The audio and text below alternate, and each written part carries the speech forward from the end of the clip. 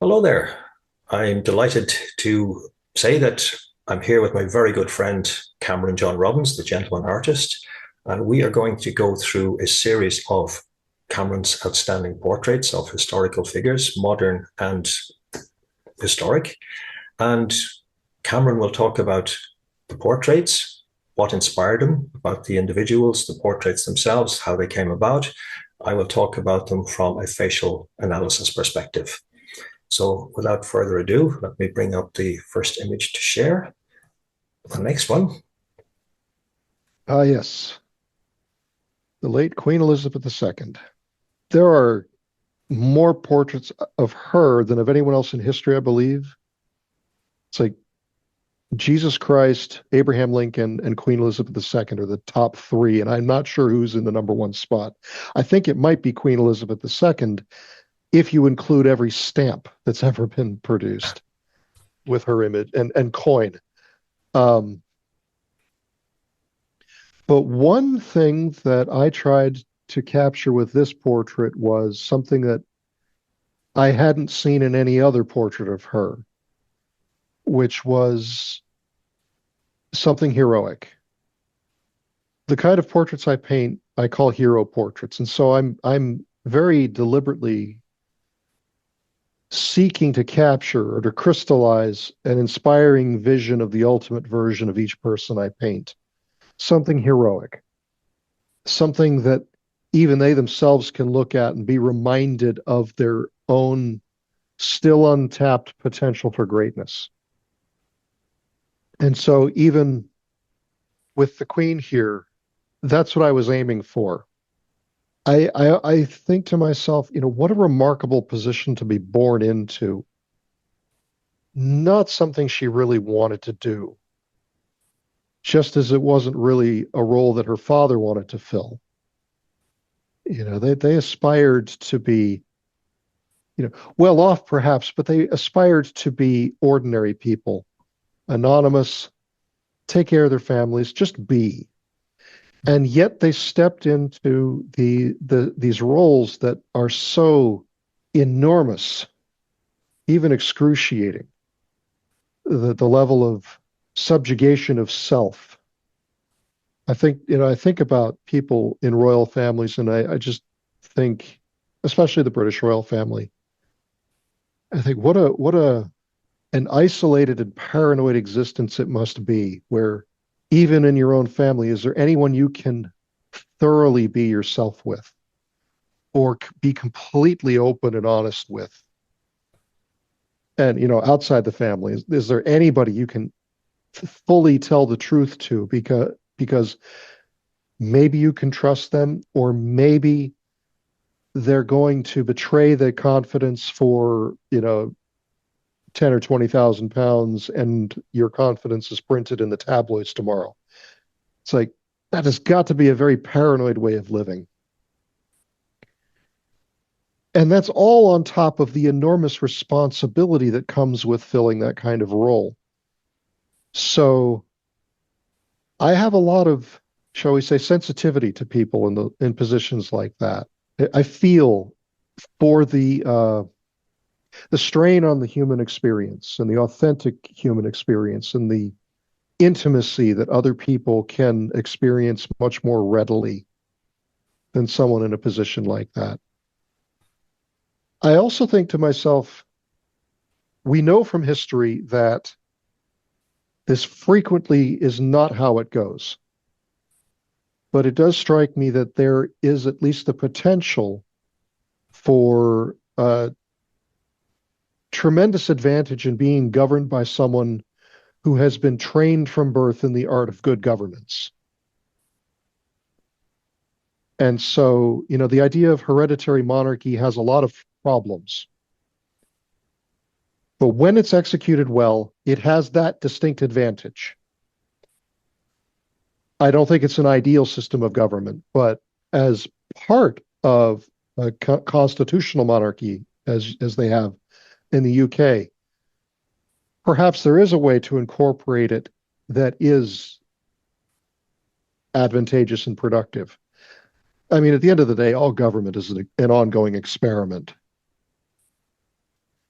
But, for whatever criticisms may be leveled, and I likely would agree with some of them, I admire the British monarchy, and particularly Queen Elizabeth II, for the way in which she filled that role, the things she did, the things she didn't do, and the enormous and like I said, feeling a lot of sympathy for the enormous complications and pressures that are that came with it, and the marvelous grace with which she navigated that remarkably difficult position. Yes, absolutely. Let me go to this image. Yes, she was the consummate professional. And we can Hmm. often forget the fact that this was a human who was basically, she was Hmm. born into a particular set of circumstances, and then you could say forced by circumstances to adopt a position. And she Hmm. was in a place of, if you like, responsibility and privilege without power. But responsibility Hmm. was something that in many ways weighed very, very heavily on her. Um, and where the public could not really get to see the person. They could only be allowed to see the image, the professional image, which for any human being has to be quite a considerable strain. And Hmm. we can see we've touched on it in other images there, the lines and the darkness and the folds underneath the eyes. That tells you this is a woman who experienced a lot of stress. Not only did she have the sudden and unexpected death of her father, she was very close to. Um, as Hmm.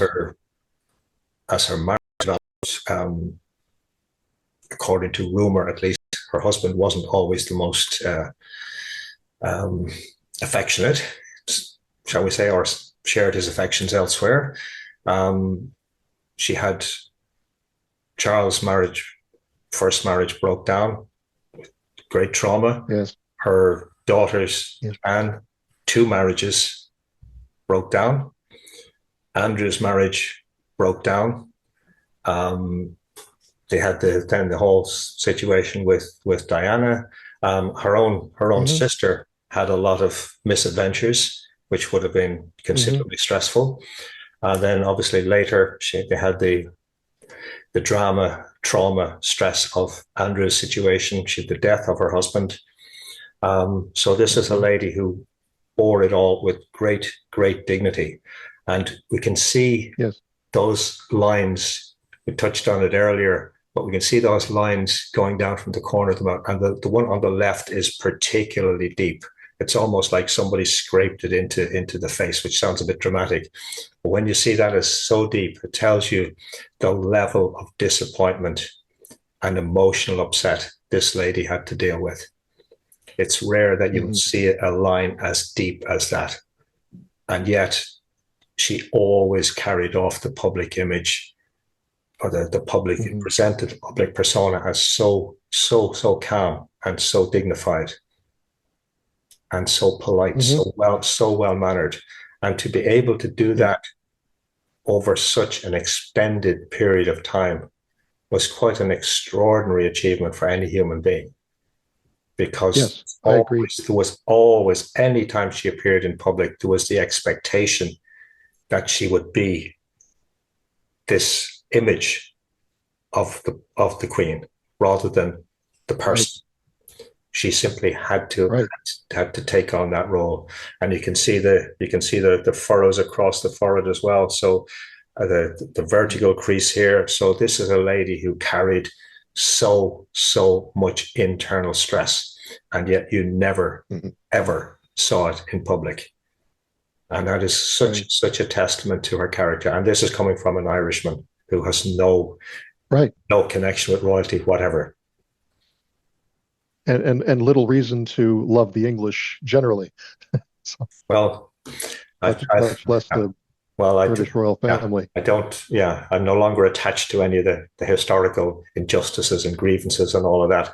But she's certainly, this is a lady for whom I would have enormous respect for how she carried herself. Mhm. Yeah, to your point, that the list of stresses and tragedies that she endured would be enough or could be enough to break a great many people. Yeah. And that is without being queen and all those responsibilities that come and expectations and the public persona that comes with it. It's like just the list of, the marriages that broke down and the complicated relationships and the disappointments and the losses. Like lots of people go through that, just those things, and it shatters them. And that's without the added layer of the role and responsibility. And so, yes, that's precisely why I wanted to depict her in heroic fashion, because it is a heroic thing that she did to endure all that, fill the role as she did, and to do it so gracefully and majestically, for lack of a better word, and perhaps that's the perfect word. Yeah, absolutely. Absolutely.